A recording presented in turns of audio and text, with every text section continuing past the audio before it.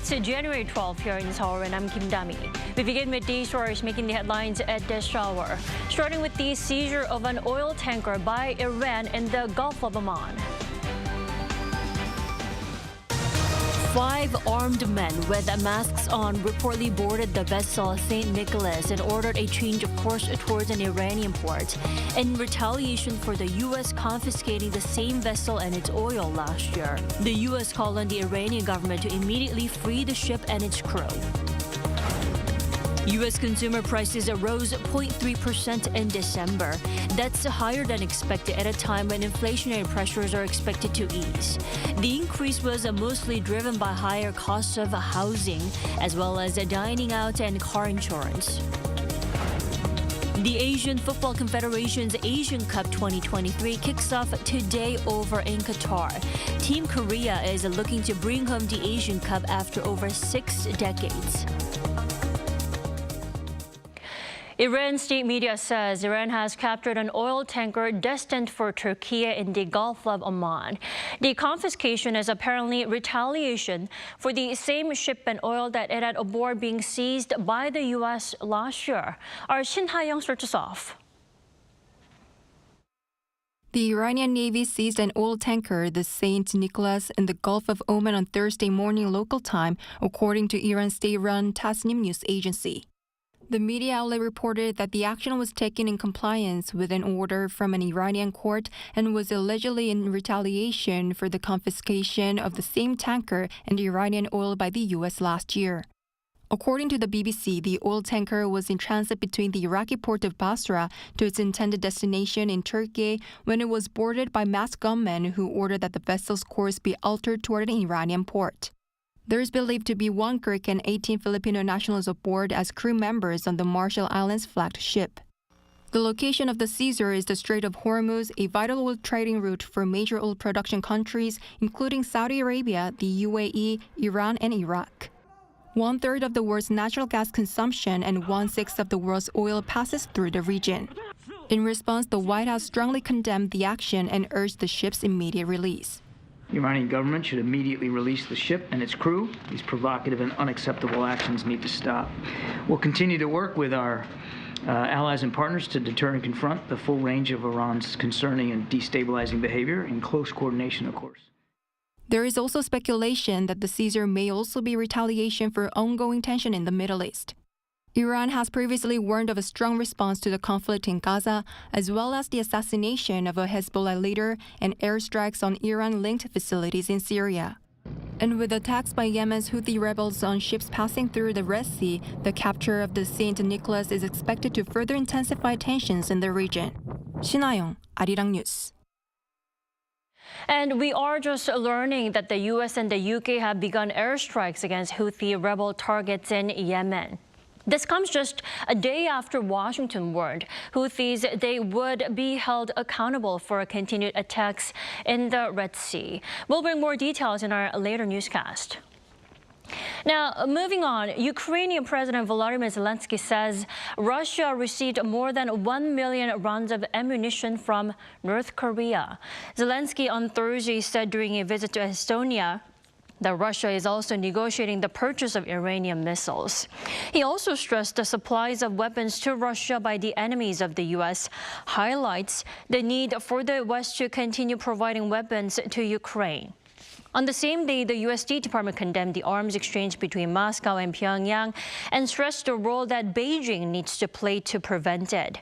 State Department Deputy Spokesperson Vedant Patel added that all countries that have ties to the North or Russia have a responsibility to help prevent such provocative acts. Top diplomats of South Korea and the U.S. have reaffirmed their efforts to firmly respond to any kind of provocation from North Korea. South Korea's new Foreign Minister Cho Tae-yeol held a phone call with his American counterpart Antony Blinken on Thursday evening, and they discussed issues on North Korea and their bilateral relations, as well as trilateral relations with Japan. The two officials agreed to close cooperation as they condemned the North's nuclear and missile development and its military collaboration with Russia. South Korea's top court has once again ruled in favor of a Korean victim of wartime forced labor, ordering a Japanese company to pay a significant amount of compensation. And similar rulings were made in separate cases last month. Our Foreign Affairs correspondent Pinj explains. Mr. Kim was taken from his home in Korea to Japan in March 1943. And was forced to work in a mill for Nippon Steel without being paid until he was able to return home in 1946, after Korea gained independence from Japan. He died in 2012, and the family of the late victim filed a suit against the Japanese company in 2015. On Thursday, South Korea's Supreme Court upheld the appellate court's decision, ordering Nippon Steel to pay 100 million Korean won, or about $76,000 in compensation to Mr. Kim's wife and their 2 children. The top court made similar rulings in separate cases in December, ordering Nippon Steel and other Japanese companies, such as Mitsubishi Heavy Industries, to pay as much as 150 million Korean won, or about $111,000 to each victim. But the Japanese companies are likely to continue refusing to pay, and the Korean government is expected to compensate the victims instead, using funds procured through a public foundation. Such a plan was announced earlier this year to improve relations with Japan. Since last March, following the announcement of our government's plan to resolve the forced labor issue, we have been paying the delayed compensation interest to the plaintiffs through the Foundation for Victims of Forced Mobilization by Imperial Japan. There's no change in our policy to continue making such payments in accordance with ongoing court decisions. Japanese companies have yet to pay the previously ordered compensation, claiming the statute of limitations has expired. But last month, the top court clarified that this would not be allowed. Pinj, Arirang News.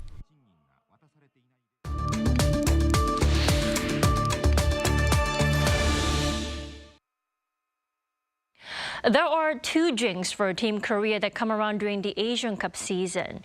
One is that whichever team beats South Korea wins that competition. And second is that whichever team beats the host country wins the final. We turn to Kim Tae-ryung this morning to discuss South Korea's chances. Thanks for joining us. Hello, good morning. Good morning. The 2023 Asian Cup begins today, January 12th, over in Qatar. I cannot help but mention those jinx that I just brought out. Where are these jinx actually based on? You're right. The team that defeated Korea is the last 4 Asian Cups became the champion. Let's look at them one by one. The 27 champion defeated Korea in a penalty shootout in the semifinals. 2011 champion Japan also won a penalty shootout against Korea in the semifinals.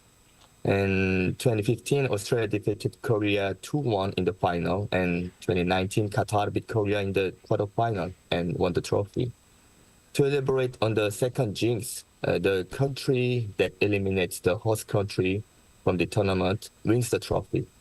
In 2019, Qatar beat the host country UAE in the semifinals, and 2011, Japan beat the host Qatar in the quarterfinals. In 2007 and 2004, Japan and Iraq defeated host Vietnam and China on their way to becoming champion. Of course, this jinx is not a good memory for Korea. Korea has been very close to winning the trophy in the past 4 Asian Cups, but due to small difference and bad luck, we failed the title. Right, it's been so close, but these are mere jinx. The host of this season, like I mentioned, is Qatar, which means if South Korea makes it into a semifinal against Qatar and beats them, Team Korea will be able to get over that jinx and go all the way to the victory. What's your take on the possibility of South Korea winning the competition outright? Considering the tournament schedule and matchups, Korea and Qatar could meet in the semifinals. If the 2 countries meet, it will be an opportunity for Korea to avenge its loss in the last Asian Cup. Playing against the host country is always really difficult. If Korea can mobilize its full squad, I think we can beat Qatar. But first, we have to advance to the tournament stage first. All right, I have to ask you as a soccer expert, what is it in your opinion that Team Korea should be mindful of or focus on to bring home the victory? Any tactics or strategies? Yes, the Korean national team is continuing a good rhythm under Jürgen Klinsmann. There's been a lot of controversy about Klinsmann's work style, but Korea has won all last 6 international matches. The current Korean national team is made up of the golden generation, and since Korea is a strong team in Asia, I'm looking forward to the players' individual abilities. That is why it's very important to manage players' condition and prevent injuries. Korea will face a lot of problems if 2 or 3 key players will be absent.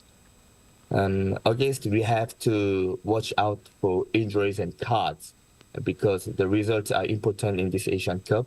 Korea must retain its best members.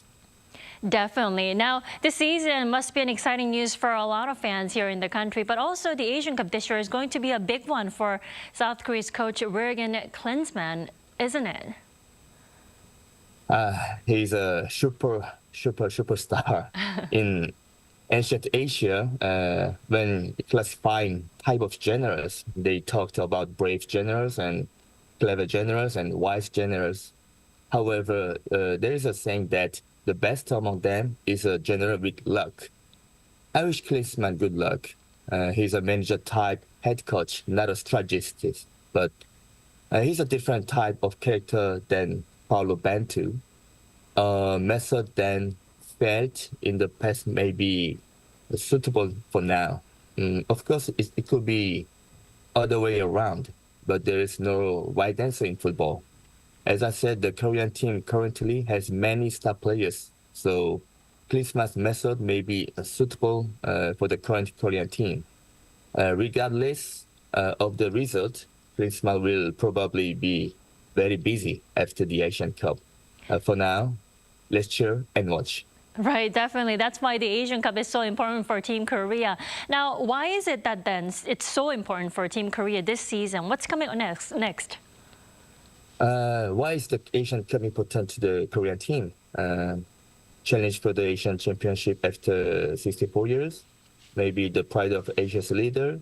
Or Sonheung-min, Kim Min-jae, Lee Gang-in, the Golden Generation boys?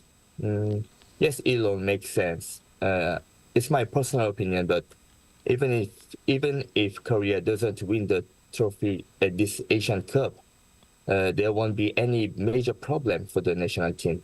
If both the process and results are bad, maybe the head coach can be changed, and KFA will prepare for the 2026 FIFA World Cup in a new format. This is a familiar situation for Korean football fans. Fortunately, there is time until the next World Cup. However, the status and meaning of football have recently grown in Korean society. Football means more than a sport in Korea now. The Korean team is made up of great players, and more than anything, I hope the great energy of the Korean team that has continued since the last World Cup in Qatar will be continued. Right, fingers crossed for Team Korea this season, and also can't wait for the first match against Bahrain next Monday. It is. Anyway, the first game is always important, so right. Wish you good luck. All right, thanks so much for your time this morning. You have a great day. Thank you very much, and have a good nice day.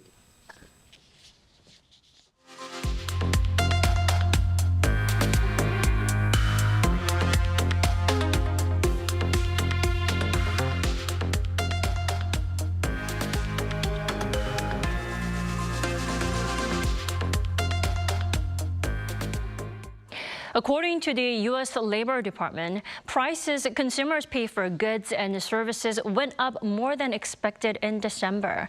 Now, pundits say the latest figures suggest it's too early for the Fed to start cutting interest rates. Lee Seung-jae has more. U.S. consumer prices rose 0.3% in December, higher than the market expectation of 0.2%. On a 12-month basis, U.S. CPI rose 3.4%, also exceeding market expectations of 3.2%. Core CPI, which excludes volatile food and energy prices, also rose 0.3% for the month and 3.9% year-on-year. However, the on-year core reading was the lowest since May 2021. The larger-than-expected gains in consumer prices come on the back of rising shelter prices and healthcare.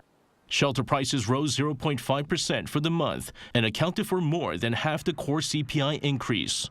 On year, shelter costs rose 6.2%, or roughly two-thirds of the rise in inflation. The U.S. Fed believes significant progress has been made in stabilizing prices, but the current interest rate level will have to be maintained for the time being. However, Fed and market consensus has been split on the number of rate cuts in 2024. While the Fed believes there will be 3 rate cuts in the year, markets expect 6 rate cuts this year. Meanwhile, on the first day of Bitcoin ETF trading in the U.S. on Thursday, prices of Bitcoin rose sharply before dropping back down. According to American cryptocurrency exchange Coinbase, the price of Bitcoin exceeded $49,000 on some exchanges in the early trading period, but fell back down to the 46,000 range later in the afternoon. Citing experts, a CNBC report said that Bitcoin prices will go down for the time being due to profit-taking. The second largest cryptocurrency by market capitalization, Ethereum, also saw a sharp increase in its price. The U.S. Securities and Exchange Commission approved the listing and trading of Bitcoin spot ETF, with trading beginning on the New York Stock Exchange on Thursday. Lee Seung-jae, Arirang News. Microsoft briefly took over Apple on Thursday as the world's most valuable company. Throughout Thursday's trading on New York Stock Exchange, Microsoft surpassed Apple at multiple points, including when its value reached $2.87 trillion, and Apple shares fell by 1%. But Apple reclaimed the top spot as the trading day wore on. It is the first time that Microsoft had taken over Apple since 2021.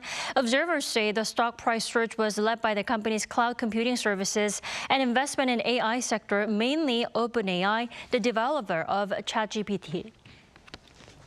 Over in Las Vegas, the CES event that puts a spotlight on the world's finest technologies is ongoing, and Korean companies are once again making a splash. Our Lee Soo-jin tells us. The Consumer Electronics Show 2024 has returned in full force. And South Korea is making its presence known with the third most companies participating this year. The energy is so, full and excitement, and I think everybody's just wondering, like, what are we going to discover? What's new? What's exciting? And in particular, for me, it's what do global companies bring? With AI taking center stage at this year's CES, Samsung revealed at the event the AI-integrated revamped robot companion, Bali. The new and improved Bali has built-in projectors that can stream phone calls and cooking videos onto the walls of people's homes.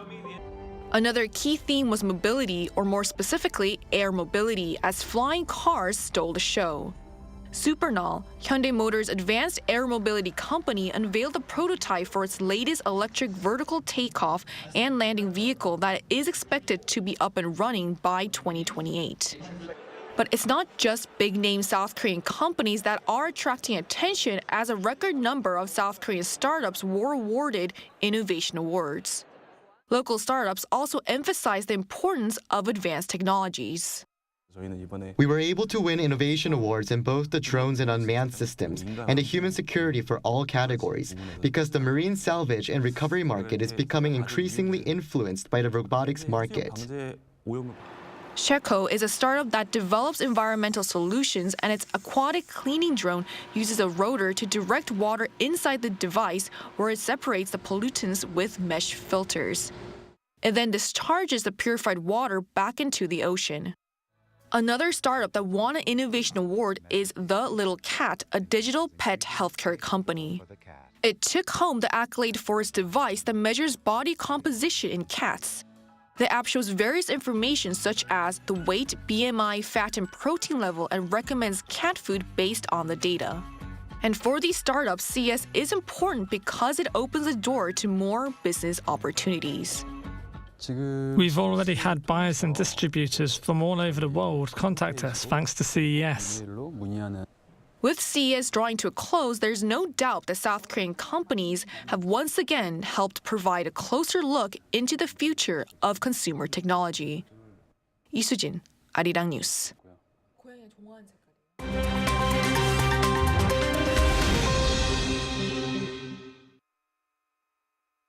Good morning, I'm Kim Seong, and now we turn over to stories from around the world. We begin today in Papua New Guinea, where the Prime Minister declared a 14-day state of emergency in the country's capital on Thursday after at least 16 people were killed in rioting. Papua New Guinea authorities reported on Thursday that 9 people died in the capital, Port Moresby, with a further 7 killed in the city of Lae amid widespread looting and arson in riots, which began on Wednesday. Prime Minister James Marape said on Thursday that more than 1,000 soldiers are on standby to step in wherever necessary as shops and cars were torched and looted. He also suspended Papua New Guinea's chief of police and top officials in the finance and treasury departments. Police and public sector workers went on strike on Wednesday over a pay cut, which the government claimed to be an administrative glitch. The unrest follows the growing tension over high unemployment and rising costs.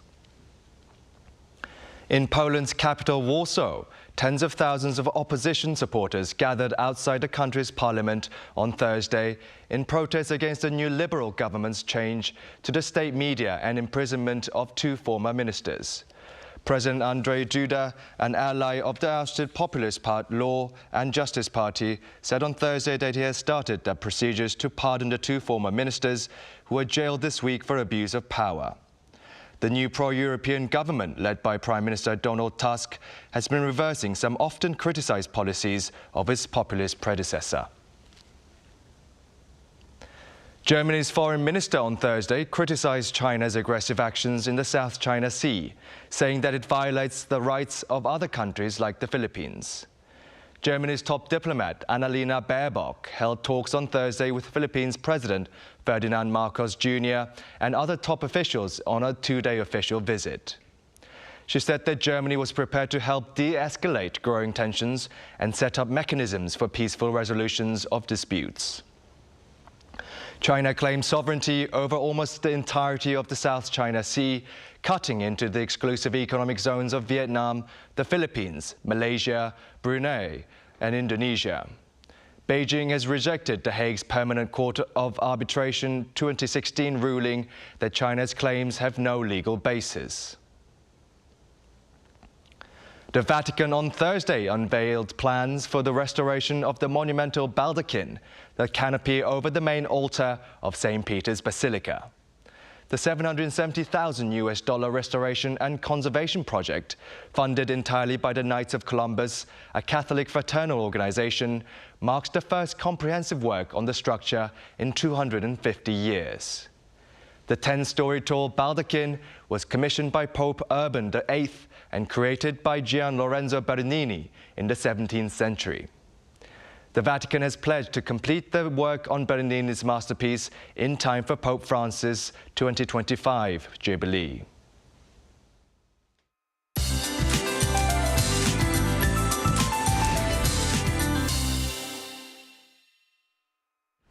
Good morning. We'll continue to be trapped in high levels of ultrafine dust. Right now, central parts of the country and Jeju are choking on dusty air, with a dust advisory issued in Gyeonggi-do province. Dusty air will get worse through this afternoon before things improve later in the day when northwesterly winds blow in. Morning lows are 1 to 5 degrees higher than the same time yesterday in most places. Then highs will go up similar to slightly higher. Then this weekend will be a mild one with normal air quality with mix of rain and snow in the forecast on Sunday in most places. Sunny skies will be welcomed by many with better air to breathe in later. Eastern parts of the country, however, will be windy today. Seoul gets up to 4 degrees, Jeju topping out at 13 degrees Celsius this afternoon. We are supposed to have the coldest temperatures of the season around this time. Well, Sunday's precipitation will bring colder air to the country early next week, but nothing to be worried about. That's Korea for you, and here's a look at the international weather conditions.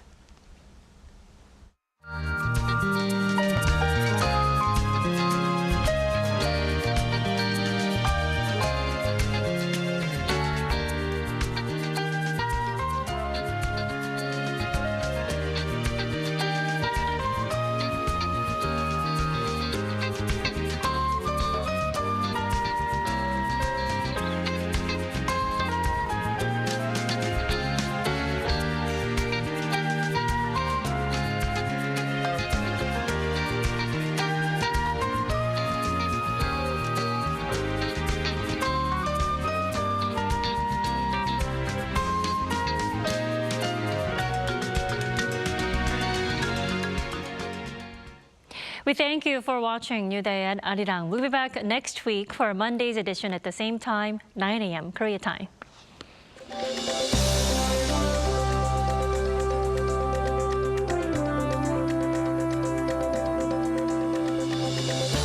하나, 둘, 셋. Hey, Mr. Cupid, who's calling? Make sure you listen to what I say. I may be stupid or quite naive.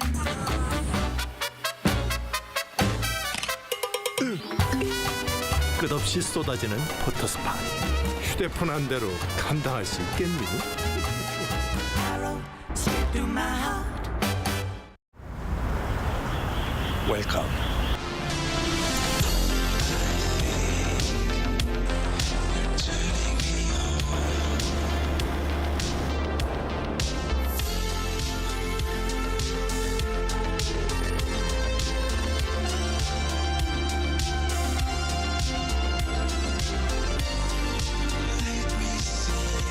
(24시간) 불이 꺼지지 않는 나라 감당할 수 있겠니?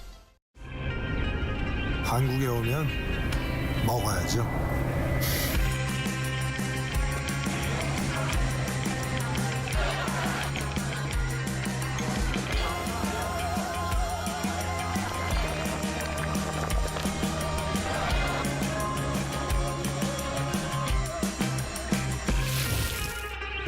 먹어도 끝이 없는 나라 감당할 수 있겠니?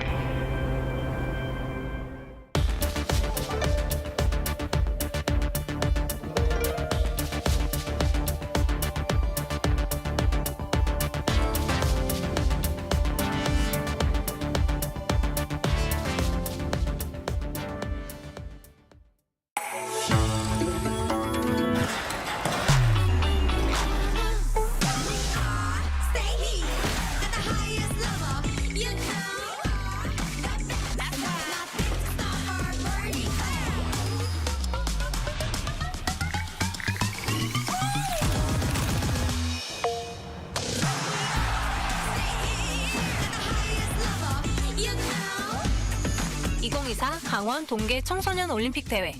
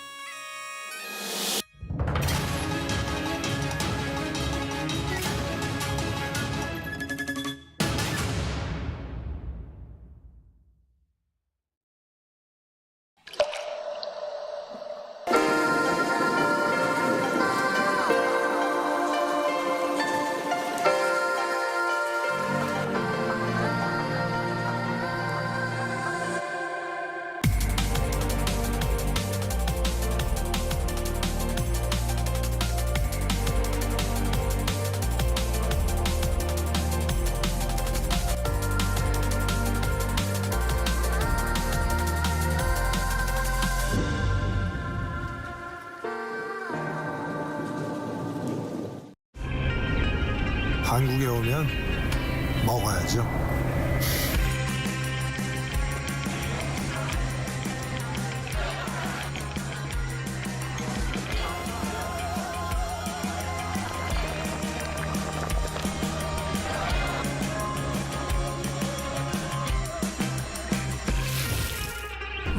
먹어도 끝이 없는 나라 감당할 수 있겠니? 하나, 둘, 셋. Hey, Mr. Cupid, who's calling?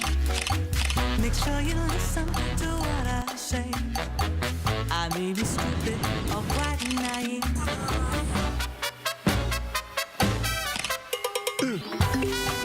끝없이 쏟아지는 포토스팟. 휴대폰 한 대로 감당할 수 있겠니? Arrow straight through my heart. 웰컴.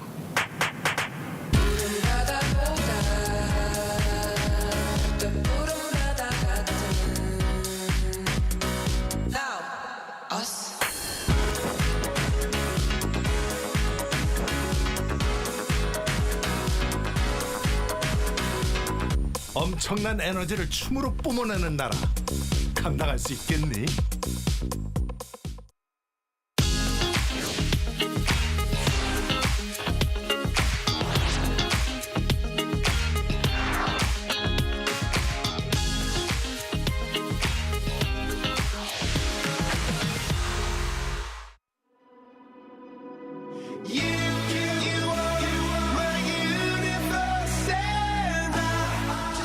We're here to make a new type of news. New insights, new styles, and new topics every day. We are News Generation. Making news just for you. It's January 12th here in Seoul. I'm Shin-Yoon, and you're watching News Generation. Joining me in the studio is Chiji. Good morning. Happy Friday. Happy Friday. Happy Friday. Happy Friday. Now, both are here to speak on behalf of people in their 20s and 30s. As usual, let's start with our news feed, which covers different hashtags and news items that have been trending on social media over the past 24 hours. Our first story, Vice Chairman of Shinsegae Group Chung Yong-jin visited the headquarters of SM Entertainment on Wednesday. SM Entertainment manages big label K-pop stars like SHINee and EXO. The Vice Chairman posted several photos on his Instagram with some SM Entertainment artists inside the building. His caption read, "I came to SM for an audition, cheer for me." Chung has been active on social media, interacting with potential consumers. Breaking free from his rugged image as a conglomerate executive, Chung has transitioned into an approachable older brother-like figure and amassed over 830,000 followers. Moving on to news in France, Gabriel Attal, the 34-year-old French education minister, has been named as the country's new prime minister. This makes Attal France's youngest ever prime minister and the first openly gay man to serve in the post. Since his step up, Attal said he would prioritize education, economic liberalization, and youth development during his tenure. Even as he was serving as education minister, Attal strong-headedly enacted many measures, including a controversial ban on the wearing of abaya in French public schools. And recently, an anonymous post uploaded on an online community of office workers went viral. The post asked how much one had to pay when attending the funeral of a coworker's pet dog. This individual was asked to go to their coworker's pet funeral, and once they arrived, saw a bereavement box. They ended up paying around $38, but didn't know if this was necessary. Now, netizens who read the post had split opinions.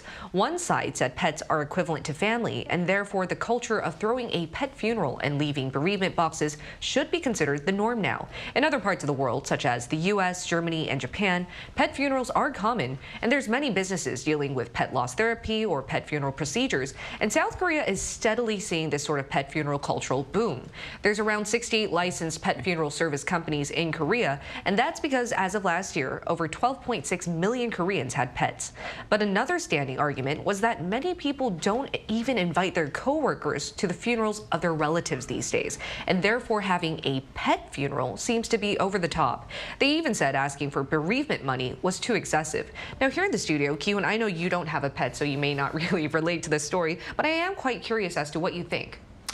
That's right, I don't have a pet, but I do understand people who do have pets as they treat them as family members. But, you know, inviting people to funerals and weddings has become a tricky issue ever since the pandemic, and especially here in Korea, because less and less people are getting married, right, it's become even more tricky to actually attend and send gift money as well, because the culture here in Korea is a little different to other countries in terms of these events, as condolence money and gift money is given with the thought of actually receiving it back in the future. But obviously, that's not going to be the case moving forward. But I think in this certain case, asking for bereavement money seems a little too much, because it can make things awkward back at work, in terms of relationships. Right. Because obviously this person doesn't have a pet, and obviously she's not going to invite her to her, pet funeral. Right. But I think if you're the bigger and the better person, maybe you should just understand and move on and just let it be. Let it be. But you mentioned a really good cultural point there. I think Korea has this strong give and take culture, especially when it comes to bereavement money or wedding gifts. And as you mentioned, if the other person doesn't have a pet, I think you have to be the bigger person there, just thinking that you're giving that dollars without having to receive it back. But as a pet owner yourself, what did you think about the story? I thought it was quite interesting, and like you said, I'm a pet owner, but I've never thought of holding a funeral for my dog. Oh, really? I don't want to imagine it, but if it had to, but But I think it's a trend that we could see in the near future, perhaps, because we're seeing more people and families owning pets, raising pets. But like Ki-hoon mentioned, we have that give and take culture. Right. So for those who don't own pets, I think they could feel as if they could be a little reluctant to pay these bereavement money. But I'm not sure. I mean, like some people, people who don't own pets, they might find it a little excessive to pay if they don't own these pets. I think it's all about perspective, but I think one thing that our generation is leading these days, as I briefly mentioned before, is there's now a culture where we don't really find the need to invite our coworkers or even friends to our relatives' funerals because we think that even that might be a little excessive. And I think that is definitely a different cultural, societal norm that we're trying to lead. We'll have to see how this pet funeral culture goes from now on. But switching gears to our main discussion topic, yesterday we talked about how South Korea is heading into a super age society. It's definitely a demographic issue we need to keep an eye out for, given that we'll become seniors one day and declining birth rates would exacerbate our burden once we become older. Now, though aging is inevitable, it seems like our generation is trying its best to delay the process as much as possible. My AI voice secretary will tell you more. Gen Z is already anxious about looking older, even though the oldest among them is around 27 years old and they're typically associated with the term woke. This generation is opting for makeup products with anti-aging benefits, such as wrinkle reduction or stronger SPF protection. Earlier this year, a TikTok titled "Things I Do to Slow the Aging Process" as a 14-year-old even went viral. Gen Z seems to be obsessed with anti-aging, and I think it mainly has to do with our generation's preference for healthy pleasure that's obtaining satisfaction or happiness by keeping ourselves physically and mentally healthy. Now here in the studio, T, why do you think our generation prioritizes health so much from an early age? Well, nowadays, I think young people, they don't consider investing in themselves as a waste of money because they highly value themselves. Like we said, they're very self-focused, and this generation is particularly concerned about their health, both internally and externally. And Generation Z is even more health conscious as they start taking vitamins, lutein, probiotics, and other nutritional supplements early on, in addition to maintaining a regular exercise and a healthy lifestyle as well. And it's not uncommon for them to have gym memberships or home gyms.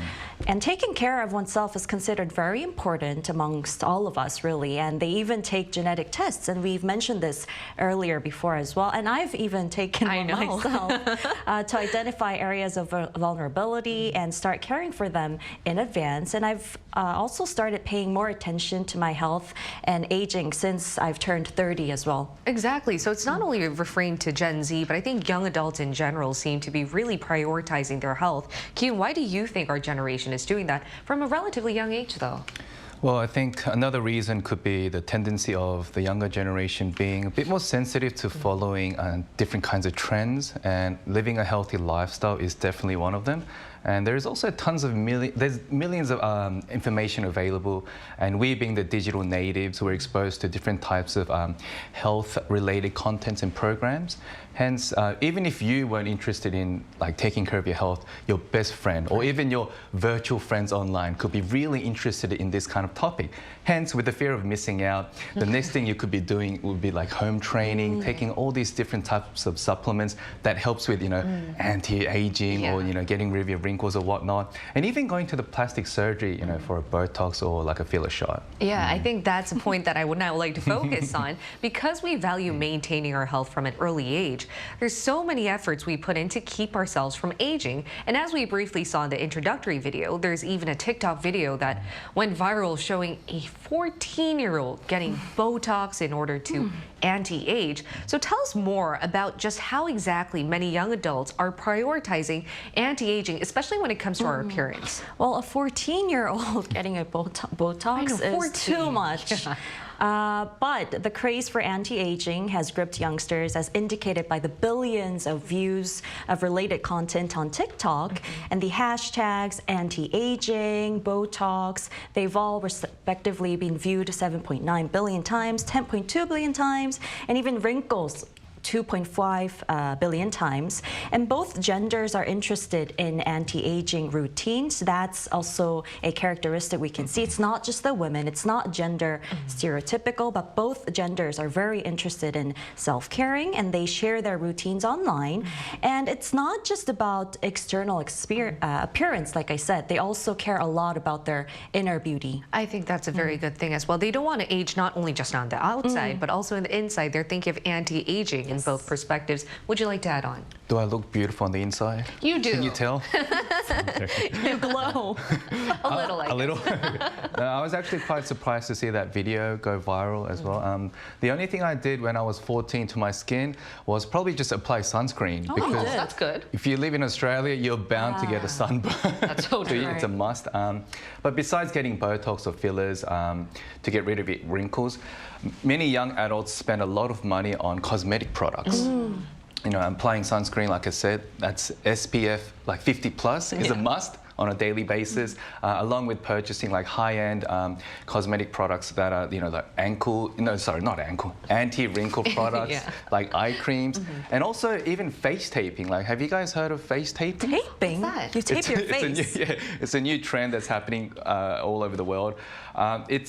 You basically place a tape on your face overnight, where you there tend to be like lines like on your forehead, under your eyes, or like this part here. Wrinkle areas. And so it prevents wrinkles and gives, you know, existing wrinkles a temporary, more lifted, smoother appearance overnight. So it's like very temporary. It's kind of like Botox. Botox at home.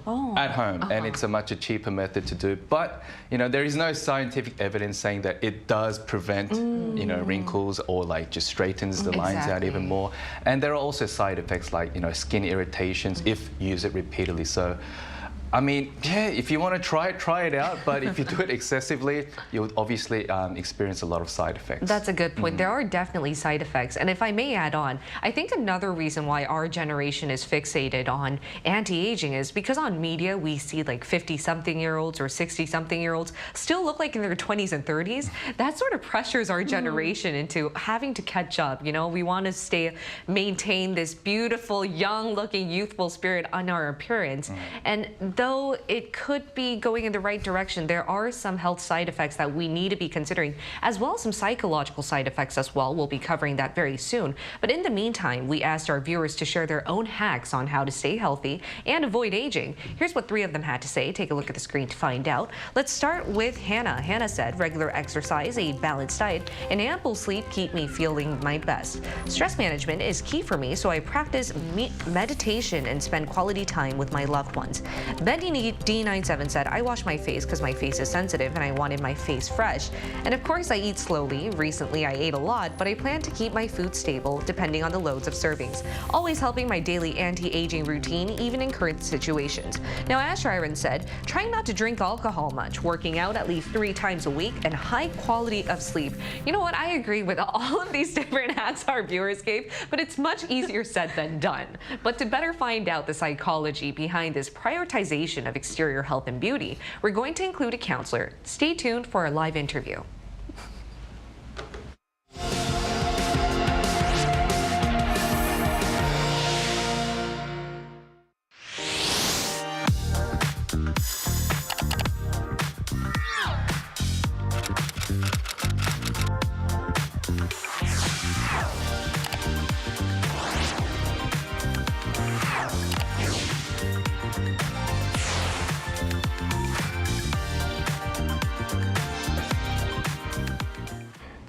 We're going to talk to an intern counselor at You&Me Psychological and Counseling Services. It's Eun-jung. Welcome, Eun-jung. Hello. All right, Eun-jung, because you're an intern counselor, we would like to add a psychological perspective to our discussion. What do you think is the mentality behind young adults and young as even teens? Why are they trying to go for anti-aging products and procedures at such a young age? I think the psychology behind this is mainly stems from the beauty standards of the society. Looking ageless, flawless, regardless of your age, has been known as the beauty standards for a long time. So wanting to fit into this beauty standard, it's causing young adults to pursue anti-aging more. And also the social media is having a great impact. It's promoting that the younger or the earlier that you start preventing your youth, that's more effective. And I think these are the motives that drives young adults and the teens into anti-aging. And we can also consider the wellness culture of this younger generation. So physical, mental, and emotional wellness is very important to this generation and often emphasized. And anti-aging is also viewed as part of that wellness culture. I see, In-jung. So do you think this type of mentality is positive, or are there any drawbacks? If we look anti-aging as part of wellness, I think looking for the product or the procedures, that can also be viewed as a self-care. But if it goes to the point where the 14-year-old getting a Botox or something like that, I think it does not have a positive effect on accepting that aging is a natural process of life. Yeah. Right, and everything in moderation. Finally, what is the most effective way to pursue anti-aging in a healthy way? I think the most effective way to pursue anti-aging would be practicing a healthy mind and body, not just a look. So eating healthy, exercising, including having a healthy mindset also. So accepting the fact that aging is a natural and inevitable process of life. And also practicing some self-compassion, being kind to yourself as you witness the aging process. So maybe having or giving yourself some space for wrinkles. And yeah, and interestingly, I think considering this negative mindset of the word anti-aging, some cosmetic industries, they're changing their word from anti-aging to slow aging. So accepting the fact that aging is something that everybody goes through. You can only slow it down a little bit, but you will eventually get there. So it's just In-jung, I think you mentioned it very well. I think there is a slight difference in nuance. Anti-aging and slow aging, I think the latter shows that we're accepting it and we're okay to be aging. I think that's the perspective we'll try to do from today. Thank you so much. It was a pleasure talking to you. Thank you for having me. All right. Now, before we wrap up, I'd like to ask you guys two questions. And my first one is, what do you guys feel about aging personally? I mean, we are now in the new year, and personally for me, I was a little upset. I think as In-jung said, I should be accepting that I have a few more wrinkles on my face now, and then I'm getting older. But then it's really hard to do that. But personally for you, do you feel happy that you're aging year by year? I like the wrinkles on That's a nice way near my eyes because it represents the smiles that I've had in the past. Not the frowns. Not the frowns. smiles. The smiles. The frowns would be here, you know. But I don't have wrinkles there. Yes. Anyway, so I believe it's not wise to go against the natural process of aging, as In-jung said, because anti-aging, despite its name, is actually about maintaining good health and embracing life to the fullest. And it's all about attitude and mindset, I think. I find it disheartening when people in their 30s, including myself, consider themselves old and worn out already, because I myself am grateful to be healthy and energetic in my 30s, and I hope to continue feeling that way throughout my life. And in fact, my mother turned 60 this year, and she's started training as a senior model, and she told me, and she told me that she's no longer afraid of aging. So the best way to age gracefully is to stay healthy, think positively, and do what you love and be happy.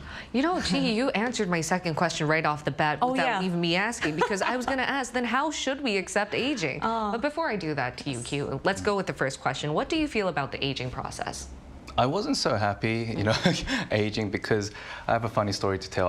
I do have an older brother, and whenever we would meet someone for the first time, they would always ask, like us, like, so who's the older one? Right. And I would always say, oh, take a guess. Yeah. And they will always look at me. You must be the older one. You have to be. And I would be like, no, I'm the younger one. Yeah. And they'll be all surprised, saying, oh, what happened to you guys? And I'll be like, yeah, I guess, I don't know, what did happen? But then, but that was like, that started from my 20s. Oh, really? And right now, like, things are a little different. My face is pretty much the same from my 20s. Oh, okay. So people who age at an early age, they continue this kind of face. So I'm trying to think positively, but I think it's only the first impression that people really care about at that moment. Right. But look, you know, we've met each other for a long, long time. I think it's more about what kind of person you are on the inside that people get to know about, because, you know, first impressions, they do count, but that's not everything. It isn't. And which correlates to, you know, like looks. You know, looks isn't everything. It's more about your personality, your characteristics, what you value the most, and what you're interested in on the inside, and the mindset as well. So people who actually said, you must be the older one, what happened to your face, why do you look so old? Those are the ones that actually became close to me, and we became like closer friends compared to my brother. I'm not saying my brother's not a sociable person, but he looks young, very, you know, he doesn't look like a child, but he looks much younger than me, but that's not everything. If I take that on, you're saying that it's more important that we try to slow age when it comes to our mental state. Exactly. And in that sense, how can we gracefully age then? Just like what Eunjung mentioned, you know, having a balanced diet, exercising regularly, sleeping well, these are like just basic things that we all know. It's very obvious, but it's actually hard to keep. So my New Year's resolution is actually just those kind of things. Sleeping well, you know, just writing a diary as well, like appreciative diary, exercising regularly, just going for a walk, and just clearing your mind, and spending time by yourself is really important, because the more you spend time with other people and on social media, you start comparing yourself with other people, and you become very small as a person. So just build your character more. Building your character. And as I mentioned before, in the beginning of the year, I was a little upset that I was aging. But throughout our discussion today, what I realized is accept the fact that you're aging. It's inevitable. Everyone's going to get there one day. But the more important thing is to look back at yourself, your individual mindset and your mentality, and see whether it's going in a healthy way or not, because that's most important. Anti-aging inside. Now, in the meantime, we'll be here every day from 9:30 to 10 a.m. Korea time, bringing you more topics young people are talking about. Special thanks to Chiji. Thank you. And Park Ki-hoon. Always a pleasure. All right, and thank you everyone for watching. Have a wonderful weekend. We are News Generation.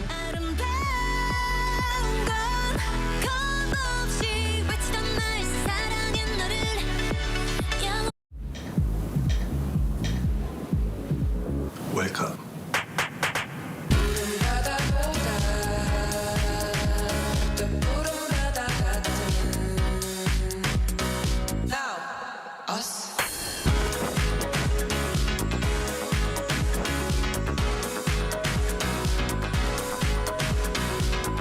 엄청난 에너지를 춤으로 뿜어내는 나라. 감당할 수 있겠니? 하나, 둘, 셋. Hey, Mr. Cupid, who's mine? Make sure you listen to what I say. I may be stupid or quite naive.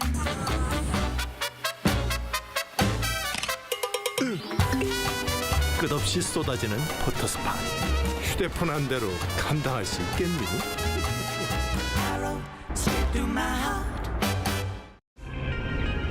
한국에 오면 먹어야죠.